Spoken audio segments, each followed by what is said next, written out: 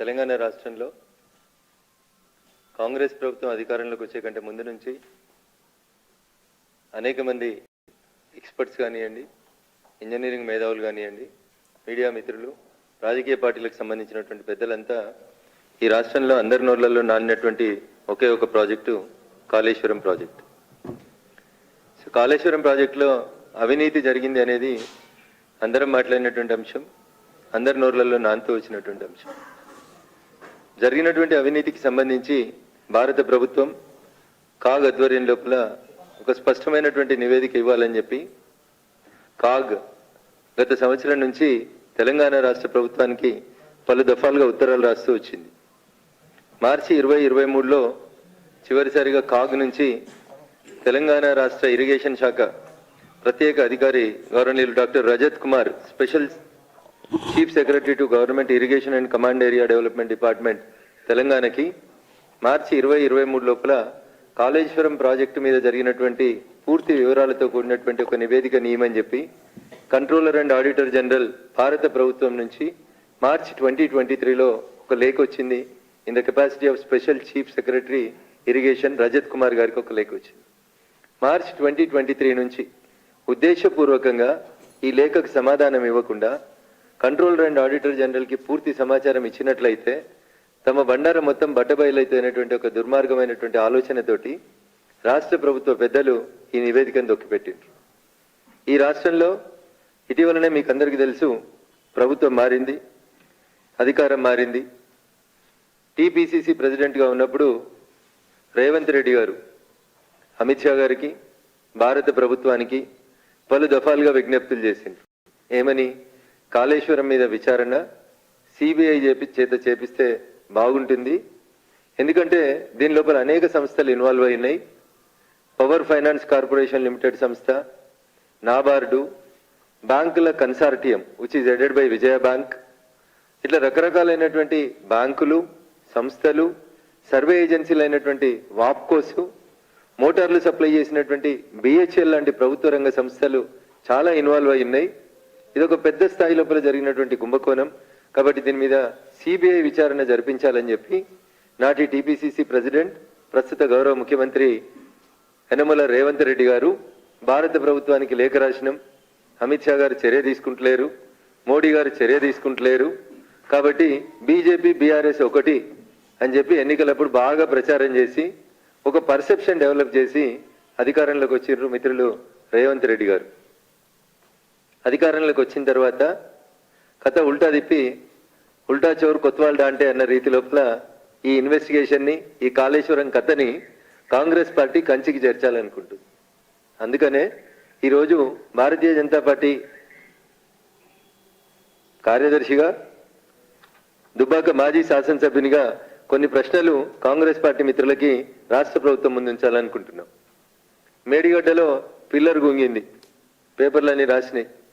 తెల్లారే central agencies వచ్చి investigation చేసినాయి. 3 రోజుల తర్వాత రేవంత్ రెడ్డి గారితో పాటు కాంగ్రెస్ పార్టీ భవిష్యత్ నాయకుడు అని చెప్పుకుంటున్నటువంటి రాహుల్ గాంధీ గారు మేడిగడ్డను సందర్శించారు.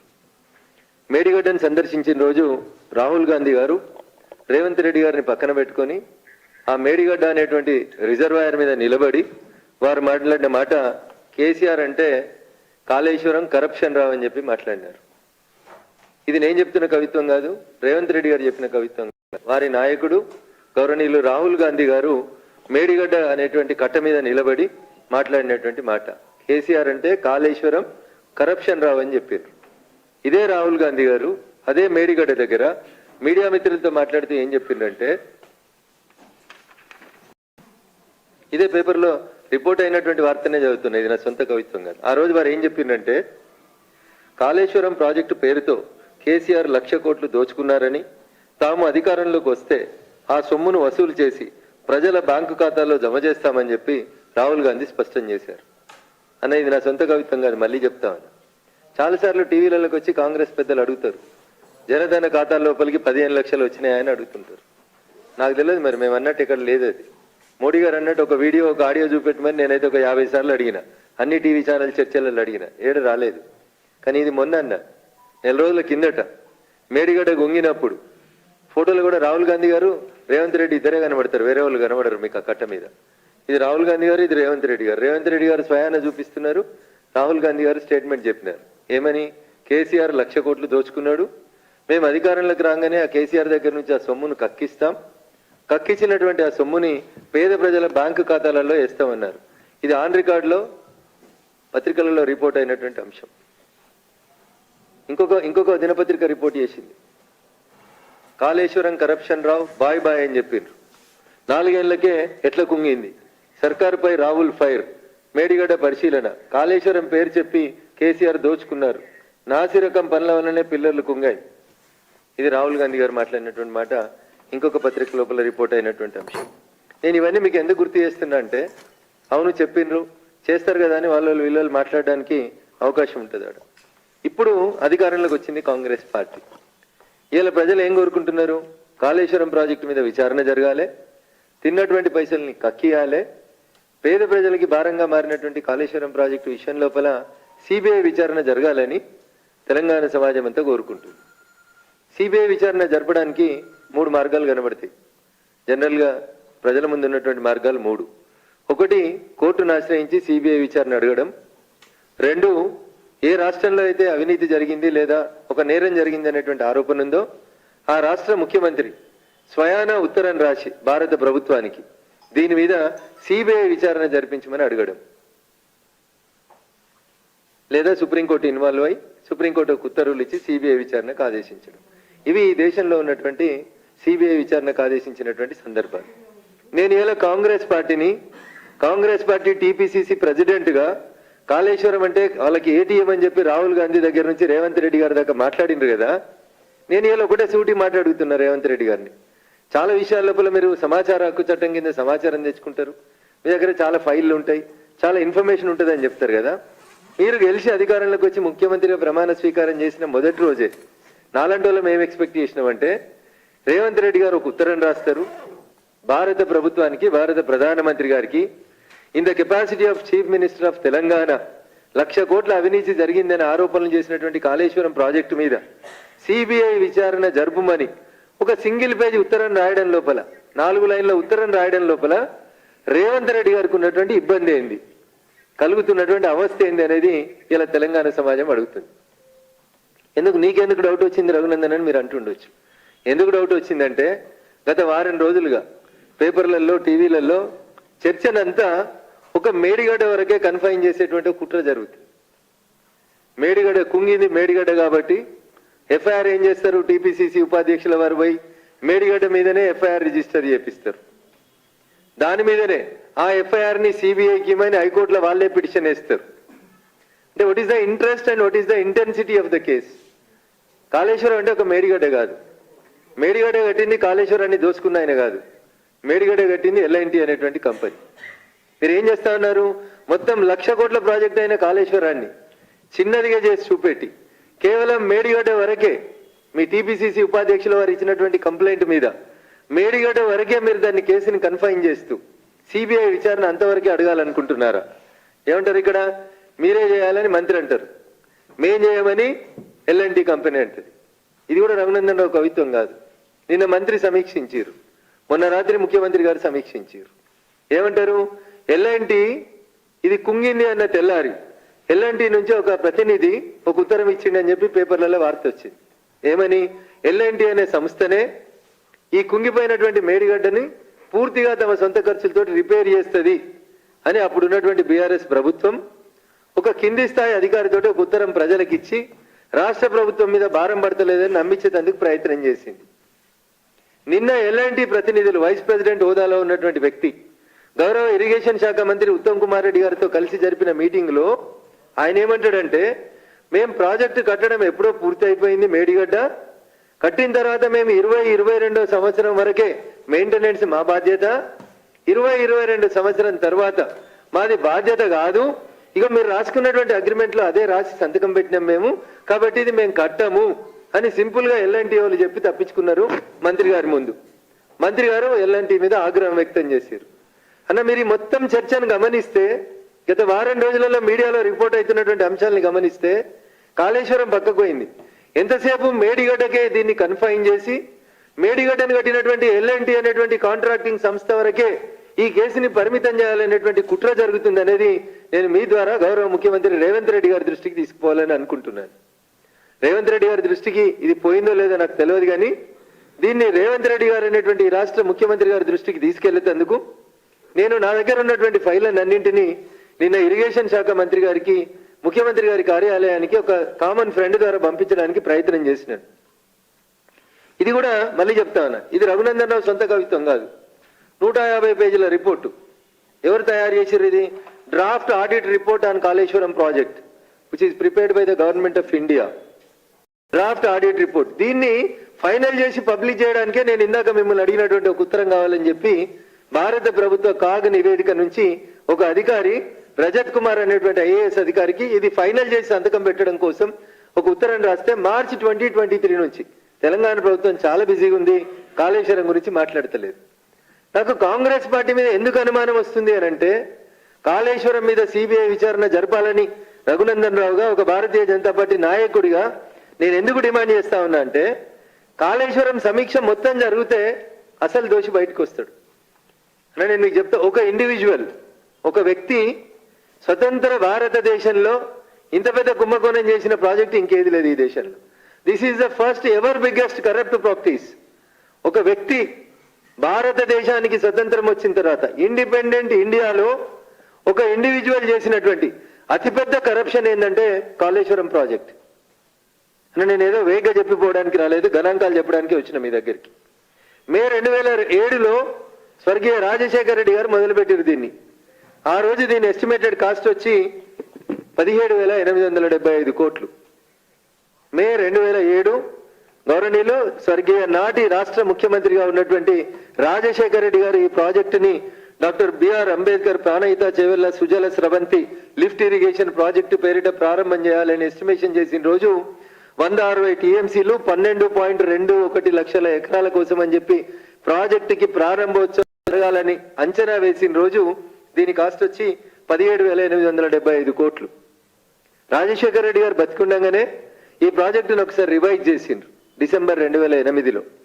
స్వర్గీయ రాజశేఖర రెడ్డి గారు రివైజ్ చేసిన రోజు అప్పుడున్నటువంటి 160 TMCలకి ఇంకొక 20 TMCలు అదనంగా కలిపి దాదాపు 2 లక్షల ఎకరాలు ఇంకా అదనంగా పెంచి అప్పుడు అనుకున్నటువంటి 12.21 లక్షల్ని 14.21 లక్షలకి పెంచి ప్రాజెక్టు కాస్ట్ ని 38,500 కోట్లకు పెంచాలని గౌరవ స్వర్గీయ నాటి ముఖ్యమంత్రి రాజశేఖర రెడ్డి గారు ఉన్నప్పుడు రివైజ్ అయింది. 2008 వరకు జరిగినటువంటి ఈ టెండర్లు, ఈ ప్రాసెస్ లో సుమారు 11,000 కోట్ల రూపాయల పనులని పూర్తి చేసినామని కాంట్రాక్టర్లు డబ్బులు కూడా క్లెయిమ్ చేసుకున్నారు, తీసుకున్నారు. 2016లో చంద్రశేఖరరావు గారు నాటి TRS అధినేత, నాటి ముఖ్యమంత్రి గారికి ఒక కల వచ్చింది. ఈ ప్రాజెక్టు డిజైన్ మార్చాలని, కొత్తగా కట్టాలని, దాని లోపల ఇంకా ఎక్కువగా ప్రజలకు ఉపయోగం జరగాలని చెప్పి ఒక కార్యక్రమాన్ని వారు మొదలుపెట్టిండ్రు. వారు మొదలుపెట్టిన రోజు వారు వేసినటువంటి అంచనా DPR ప్రకారం 63,000 కోట్లకి అంచనాతోటి 2016లో చంద్రశేఖరరావు గారు కాళేశ్వరం అనేటువంటి ప్రాజెక్టుకి ప్రపోజల్స్ రెడీ చేసి ముందు చేసినారు. 63,000 కోట్లు కాస్త DPRకి వచ్చేసరికి 80,000 కోట్లు అయింది. ఈ రోజు దాకా ఖర్చు పెట్టింది 105,000 కోట్లు ఖర్చు పెట్టిండ్రు. జూన్ 2024కి ఈ ప్రాజెక్టు పూర్తి చేస్తాం. దీని కాస్ట్ వచ్చి 1,48,000 కోట్లు అని చెప్తున్నారు. కాదు దీనికి ఇంకొక 1000 కోట్లు అదనంగా ఖర్చు అవుతుందని మొత్తం 1,49,317 కోట్లు కావాలని చెప్పి దీన్ని జూన్ 2024కు పూర్తి చేస్తామని పేపర్ల మీద మంచి మంచి అందమైనటువంటి నివేదికలను తయారు చేసి పుస్తకాలు తయారు చేస్తున్నారు. ఎంతకు మొదలైందన్న 17,875 కోట్లకు మొదలై ఆ రోజు 12 లక్షల ఎకరాలకి మొదలైనటువంటి కాళేశ్వరం, ఇయాలటి కాళేశ్వరం, నాటి ప్రాణహిత చేవెళ్ళ 17,875 కోట్ల నుంచి 1,49,317 కోట్లకి ఎన్హాన్స్ అయింది. అంటే తెలంగాణ సమాజం ఒకసారి ఆలోచించుకోవాలి.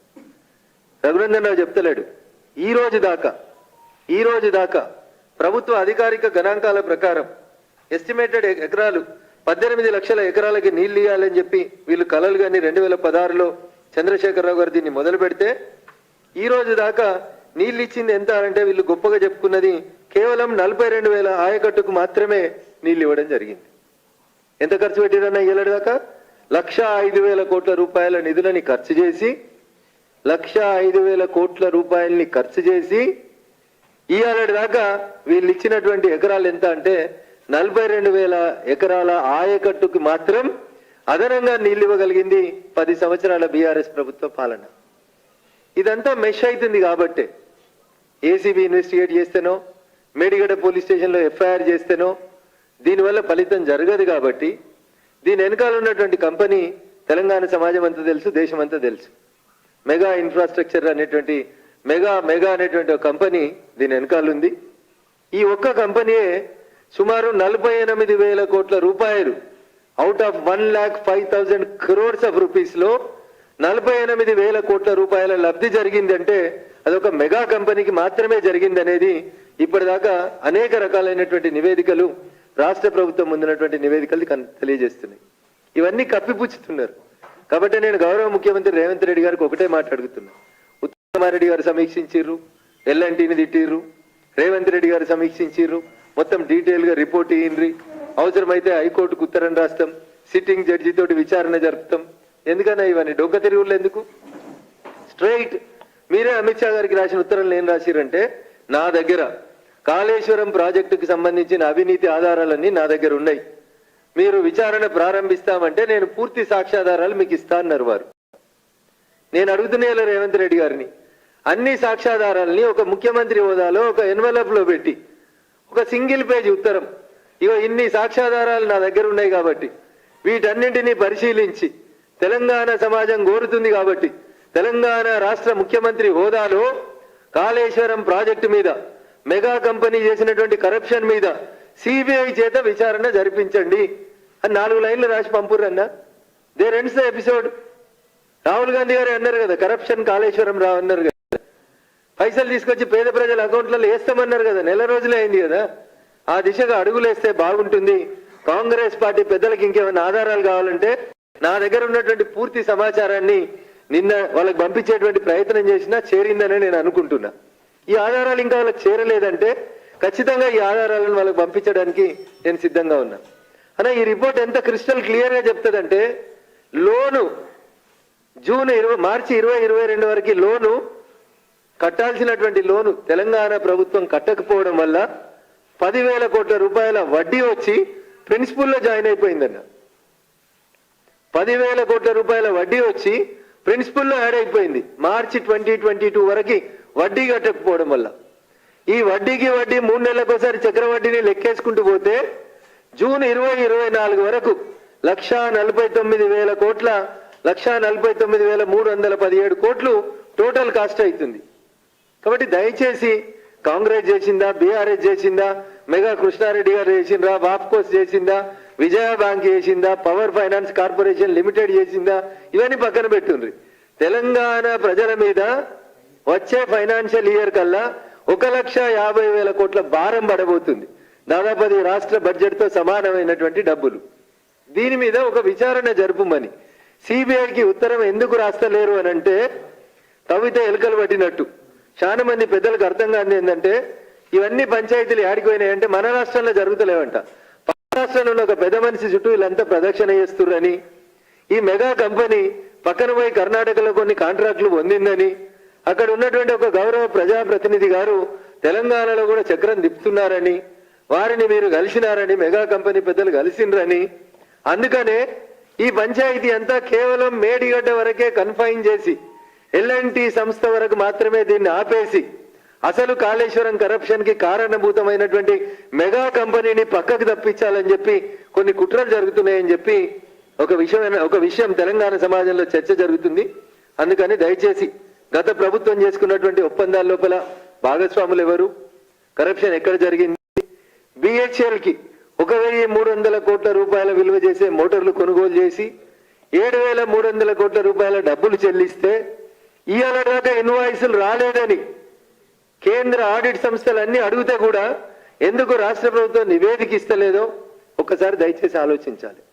సో కాళేశ్వరం మీద 1 నిమిషంలో అసెంబ్లీలో పవర్ పాయింట్ ప్రజెంటేషన్ తోటో లేకపోతే హైకోర్టులో మేడిగడ్డ ఎఫ్ఐఆర్ ని సిబిఐకి ట్రాన్స్ఫర్ చేయమని కథను డైవర్ట్ చేయడానికో దయచేసి చేయొద్దని, నిజాయితీగా తెలంగాణ సమాజం పక్షాన గట్టిగా నిలబడతా కొట్లాడతా అని చెప్పినటువంటి ముఖ్యమంత్రి గౌరవనీయులు రేవంత్ రెడ్డి గారు మీ కష్టం లేకుండా మీ మీద బురద పడకుండా ఒక 4 లైన్లు పెట్టి భారత ప్రధానమంత్రికి మీరు ఉత్తరం రాయండి, సిబిఐ చేత విచారణకు అడుగుదాం, మీరు ఉత్తరం రాస్తే ఆ దిశగా భారత ప్రభుత్వం అడుగులేసేటట్టు భారతీయ జనతా పార్టీ నాయకులుగా మేము కూడా ప్రయత్నం చేస్తాం.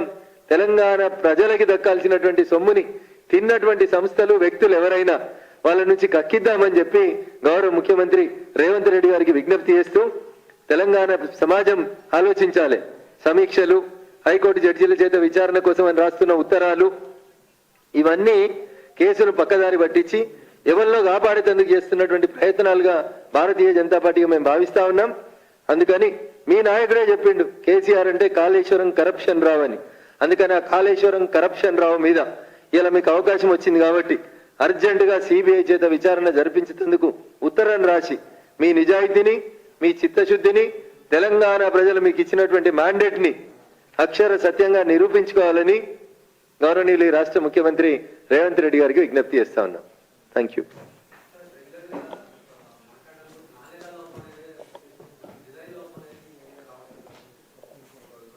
సార్ నేను అందుకనే చెప్తా ఉన్నా, ఈ మొత్తం ఎపిసోడ్ని కాంగ్రెస్ పార్టీ కేవలం మేడిగడ్డకు మాత్రమే కన్ఫైన్ చేసి మేడిగడ్డలో నాణ్యత లోపం జరిగింది, కాపర్ డ్యామ్ కట్టలేదు, ప్రాపర్గా డిపిఆర్ అప్రూవల్ కాకంటే ముందే కట్టినారు, ఎల్ఎన్టీకి ఇంకా ఫైనల్ బిల్లు చెల్లించలేదని కొందరు ఇరిగేషన్ అధికారులు అంటారు. ఇగో లేదు మేము పని పూర్తి చేసినామని మాకు సర్టిఫికెట్ ఇచ్చిండ్రని ఎల్ఎన్టీ అంటది. నేను మిత్రుడు గౌరవ ముఖ్యమంత్రి రేవంత్ రెడ్డి గారిని ఒకటే అడుగుతున్నా, ఇంకా ఫైనల్ బిల్లు చెల్లించకపోతే ఆ బిల్లు ఆపివేయండి. నాణ్యత లోపం ఉంది, కాపర్ డ్యామ్ కట్టలేదు, అయినప్పటికీ కూడా పని అయిపోయిందని సర్టిఫికెట్ ఇచ్చింది ఈఎన్సీని సస్పెండ్ చేయండి. Due negligence on the part of the government delegation of the duties remind చేయండి. ఆయన అసెంబ్లీలో రేవంత్ రెడ్డి గారు మంచి మాట అన్నారు, స్పీకర్ గారు వాళ్ళని ఎవరిని బయటికి పంపకుండ్రి, వాళ్ళు ఇలా కూర్చోవలసిందే, మనం చెప్పేది వినాల్సిందే, అది మనం వాళ్ళకి ఇస్తున్నటువంటి పనిష్మెంట్ అన్నారు. అందుకని మిత్రుడు రేవంత్ రెడ్డి గారికి నాది ఒక విజ్ఞప్తి, సూచన కూడా, ఈ ఈఎన్సీలని ఆ అరవింద్ కుమారుల్ని మీ మీద మా మీద కేసులు వేసి నోటీసులు ఇచ్చిండు కదా అరవింద్ కుమార్ గారు, ఇంకో పంచాయతీలు, అది మళ్ళీ ఒక రోజు మాట్లాడుకుందాం. ఆయన అసలు మీరు బదిలీ చేయొద్దు, ఆన్నే నిలబెట్టాలి, కాగితాలు తీసుకురా సార్ అని అడగాలి, కాగితాలలో ఎక్కడ తప్పు జరిగిందో చూపెట్టాలి. అధికారికంగా విధులలో ఉండి పనిని సరిగా నిర్వర్తించినందుకు కేసు పెట్టి, క్రిమినల్ కాన్స్పిరసీ కింద 120B కింద కేసు పెట్టి, 420 కింద చీటింగ్ కేసు పెట్టి అదే అధికారులని మళ్ళీ రిమాండ్కి పంపించాలి. కానీ ఎమ్మెల్యేలని బీఆర్ఎస్ వాళ్ళని అసెంబ్లీలో కూర్చోమని అధికారులను మాత్రం ఇంకో దగ్గరికి బదిలీ చేసి వాళ్ళని రిలాక్స్ చేయొద్దు, రిలీజ్ చేయొద్దు అనేది నేను ముఖ్యమంత్రి గారికి చేస్తున్నటువంటి అప్పీల్, సూచన. Thank you.